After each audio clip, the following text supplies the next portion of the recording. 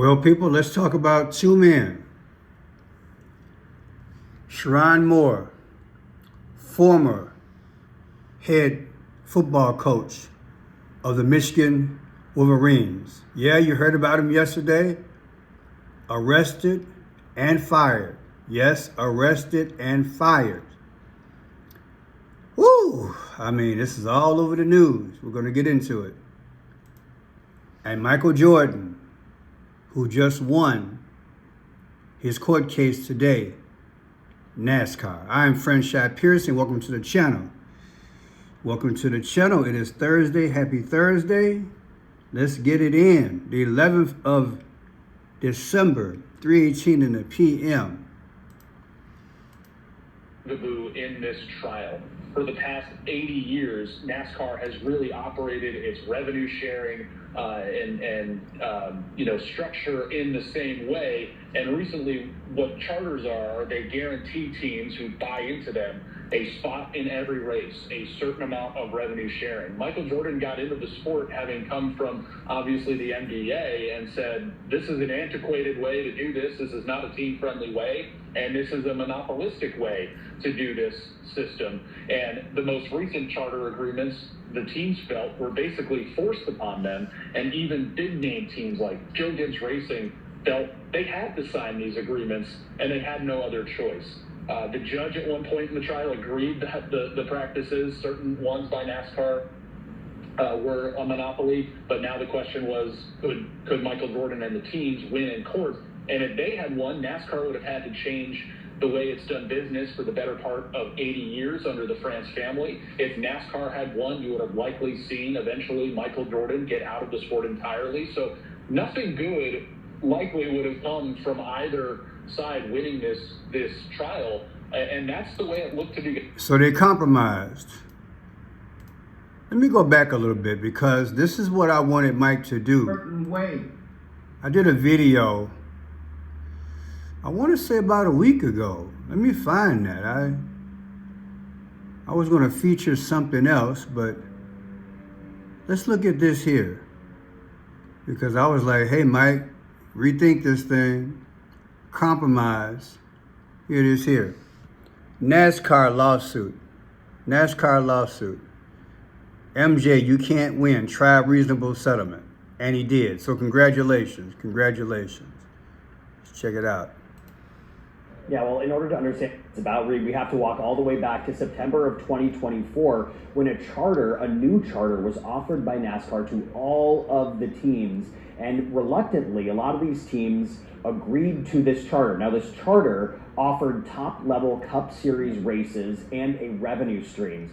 All these teams collectively agreed that this was not a great deal for them, but they still signed the charter. That is except for Michael Jordan's company, 23XI, and Front Row Motorsports. Those two teams decided to actually relinquish their charter and to sue on grounds of that this violated antitrust laws. So essentially what they were saying was NASCAR had a monopoly that stifled growth, it stifled revenue streams, and it was unfair to all of these teams. So I want to read a statement given the settlement today to you guys, and it's actually in the square over here. This resolution, this is a joint statement, by the way, from NASCAR, 23XI, and Front Row Motorsports.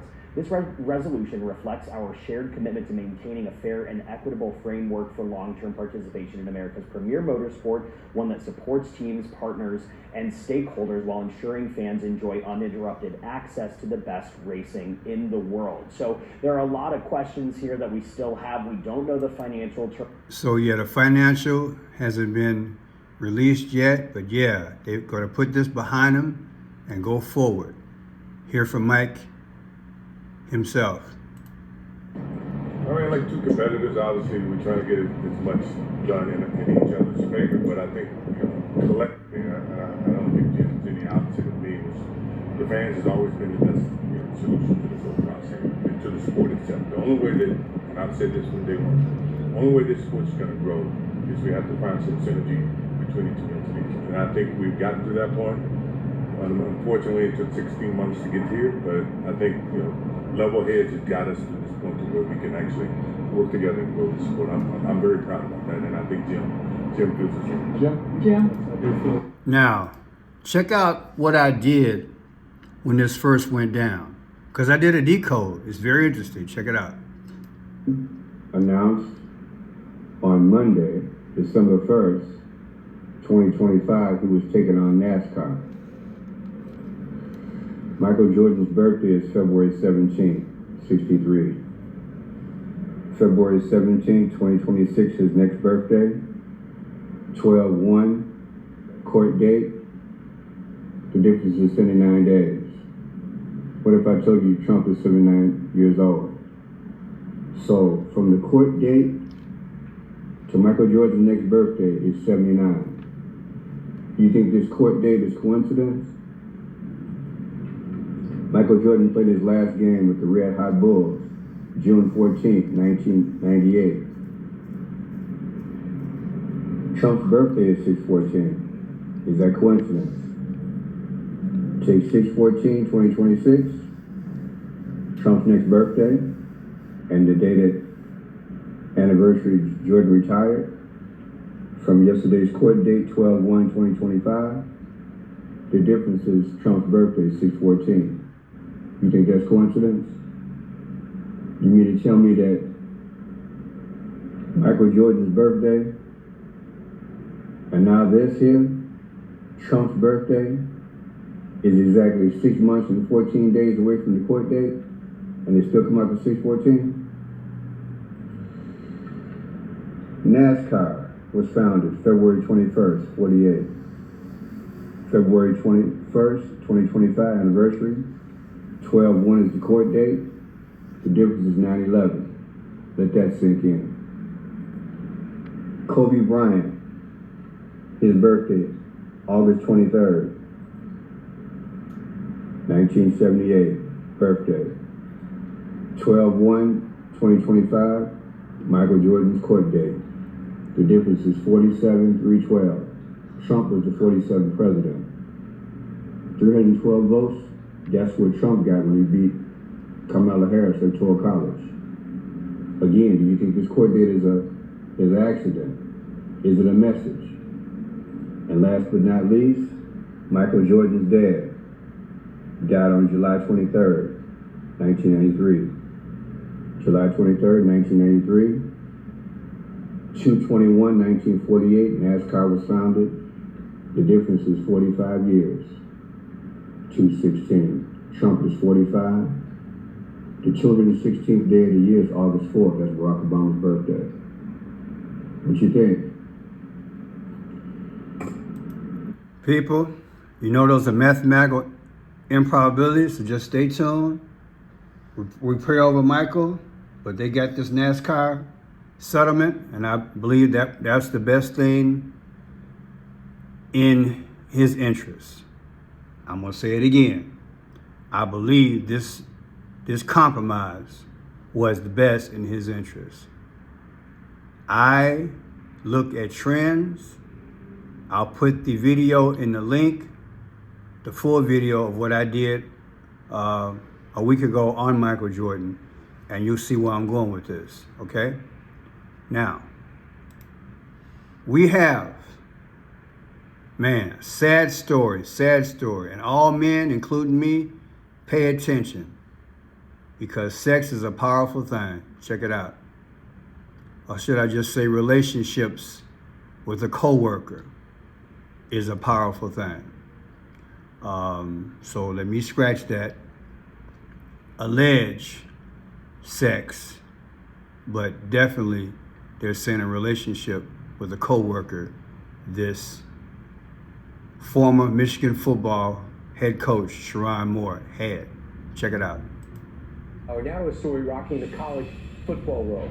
Former Michigan coach Sherrone Moore was taken into custody last night after being fired by the school earlier in the day. Ty Powell joins us with the detail. This is really interesting. Beyond interesting, this is rocking the college football world. Now fired Michigan coach Sherrone Moore placed in custody last night as the suspect in an alleged assault investigation. Now the news of Moore's arrest came just hours after the university announced they were dismissing their head coach with cause over a, quote, inappropriate relationship with a staff member.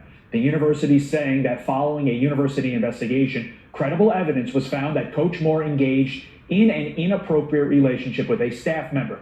This conduct constitutes a clear violation of university policy, and UM maintains zero tolerance for such behavior.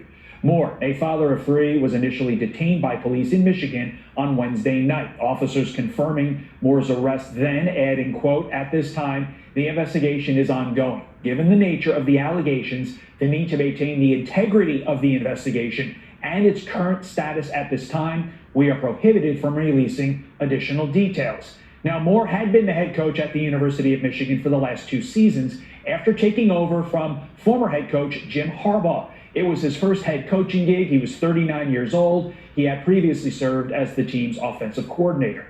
The school has already said an interim coach will take over for the team's bowl game against Texas in a few weeks. But guys, as you well know, this is a situation where everybody has filled up the spots in a game of musical chairs that is head coaches in college football. They're going to have a lot of trouble finding somebody.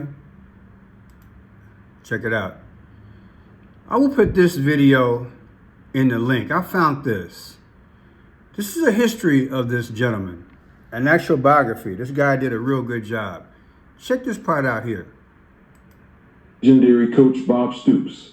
He was part of the 2016 that won the Big 12 championship and the 2017 that played in the Fiesta Bowl. He was also a member of the academic All-Big 12 team. About Sherrone Moore personal life. Moore is married to Kelly Moore, who was a former volleyball player at Oklahoma in 2015. They have 2 children, a son named Sherrone Jr. and a daughter named Kinsley. Moore is a Christian and attends church regularly. Sherrone Moore has an estimated net worth of around $5 million. He stands at... So yeah, $5 million. This is about a year ago. I think he has 3 kids now. And the brother go to church regularly, according to this biography. Check this out. Nothing would happen, or not caring about consequences. Now, Sherrone Moore, is married to a woman by the name of Kelly Moore. He's married to Kelly Moore, and he's having, according to reports, he's being fired because of an affair he had with another woman. This is not a good look whatsoever. This is the second black head coach, Michigan coach, because you have the Michigan State, former Michigan State head coach, Mel Tucker, get fired for messing around with women and the wild head coach who working with the athletic department. And now you got Sherrone Moore being fired for something similar. This isn't a good look. This shows me that these guys lack discipline. These guys do not know how important their job is. He's working at a major university. And there are certain things that you need to refrain from. He's an ex-athlete. He was a former offensive lineman for the Oklahoma Sooners. And these guys' habits are still there. The womanizing, the messing around, those habits haven't left them. Now, I would be very naive to say that this doesn't happen at other colleges, because this absolutely... Look at that headline. Posted by Connor Cook on December 1st of 2025. Today is December 11th. So this came out before the firing yesterday and before the head coach got arrested. Sherrone Cheater Moore got his staffer pregnant and is soon to be fired. This came out on December 1st, y'all. Check it out. You see the date on this tweet. 12/1. Not 10, there's not 0 after it. 1/25. What did he know? He knew. You know that does he know me? Oh, no. He did know. You want to talk about hitting rock bottom? This might be below it. The man got fired, lost his livelihood, and then he got detained by police only an hour later. It doesn't get too much worse than that. All right, ladies and gentlemen, boys and girls, I told you in the last video, which was a breaking news about Sherrone Moore, where we just talked about how he immediately got fired, that by the time I upload and post that video, we're probably going to get some more details, some more information is going to emerge, and whoa, here we are. It has emerged, and it's gotten crazier. Some massive and bizarre information has been released, and we're going to get straight into it. I don't got time to waste, we don't got time to waste either. Okay, so they got all that. And here is the staffer. I'm going to say allegedly. From Michigan, Sherrone Moore has been terminated with cause. Effective immediately following university investigation, credible evidence was found that Coach Moore engaged in an inappropriate relationship with a staff member. This conduct constitutes a clear violation of university policy, and UM maintains zero tolerance for such behavior. And yes, thank the Lord, it is a she. Where's it at? I thought I had it saved right here. Don't tell me it got to. Oh, here it is. Okay, this is the female staff member. I believe her name is Paige. How do you say that? Is it Shiver? I think it's Shiver. It's either Shiver or I hope I'm saying that correctly. I do apologize if I'm pronouncing it wrong. We're going to go with Miss Paige Shiver for the sake of this video. Let me give you an introduction to her, all right? As you can see right here. So, yeah, she was executive assistant to head coach. And this is something else, people. This is something else. The research I did since last night, we're talking a lot of money. A lot of money. A lot of money. I mean, millions of dollars. Upward to $5 million that he could have made. Now here's Shannon Sharp. You know, he had a situation early in the year, and it's closed out now. He's had a settlement. But listen to him talk about the situation from a personal point of view. Check it out. I think the thing is that all the situations that you've heard, you never think a situation like this can happen to you, even though you're doing what you've heard about. Nah, this is gonna be different. She ain't like that. It ain't gonna happen. It ain't gonna get out. Don't nobody know but her and I. Blah blah blah. And I can imagine 6-7 months ago I went through something very similar, so I know what that storm is like. Yes, sir. And unless you've been in it, that's why when people say this is what I would do, you don't know what you would do. Yeah. In it. Until you're in that pressure cooker, until you're in the eye of the storm. Yes, sir. Until you in. Okay, you and I have had a conversation. So Yes, you know. Mm-hmm. To be in that storm, and Crazy. everybody know everything that you worked your entire life for. Mm-hmm. You feel Everything you worked your entire life for. Down. Married, kids, football career. Will any football team take him with this type of blemish? And it's not over with. I pray his wife don't leave him. He got a house that's $1.5 million, I believe, in Michigan, from the research I did. And if it's true that this girl is pregnant, this lady's pregnant, you know she's gonna get paid too. Look, people, this is big. The tale of two stories, right? One football, one basketball. I saw something that I might want to put up. You mean? Yeah, let me see. ESPN's Stephen A. Smith. Let me see what he got to say about it. The Triple Treat Box, the only meal that... See if we can go about 2 minutes with this here. You know, Stephen Smith, you know, he going to have an opinion on it. So let's check it out. What a sad situation. Hello, everyone. Welcome to First Take. We're going to start today. So let's get Shannon Sharp. See what he say. That's in a subordinate position, number one. Number two, that's in a subordinate position, number one. Number two, how long has this has this investigation been going on? The way it came out, a lot of people are acting like it's something that Michigan just found out, but there are other reports that were saying that it was an ongoing investigation where discovery ultimately came about over the last few days. What can you tell us about that? Well, my understanding again is there had been talk and whispers about this for weeks, if not longer. This is not something that surprised a lot of people around the Michigan football program. This is not something that surprised a lot of people. If I'm hearing about it weeks ago, then other people are hearing about it. Now, again, my understanding is that HR looked into it weeks ago, and HR was unable to corroborate any of the claims that people had made or any of the accusations that had been levied.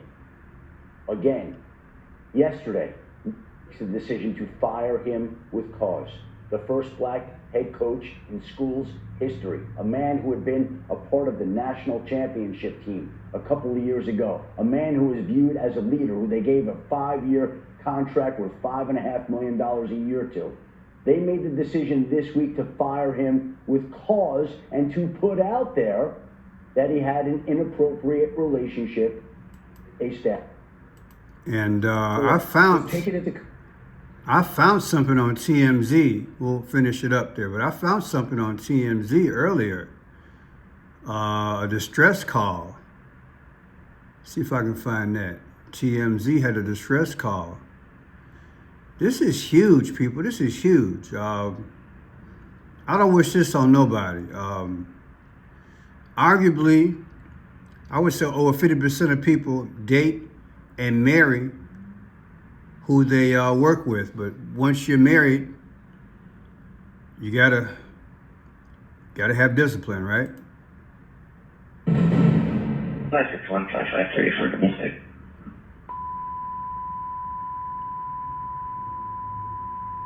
Subject just called the caller, told her there's a male publication in the house attacking her. He's been stalking her for months. For the picture of the units reference to domestic, we just get a call from S1's wife in Ann Arbor saying that the subject is suicidal. Reference to losing his job today. Suicidal? He walked out with the knife. And just FYI, there's a ULM detective that's going to be making that location as well. So that's a dispatch. That's the dispatch call. It's hard to kind of make that out. I don't know if it's the victim. They're saying that it was a domestic thing that happened from reports that I had. What do you know? What do you know? What have you heard? Men, I know it's tough. I know it's tough. Temptation is real. But man, what's the old saying? Don't crap where you eat, right? Don't crap where you eat. Don't crap where you eat.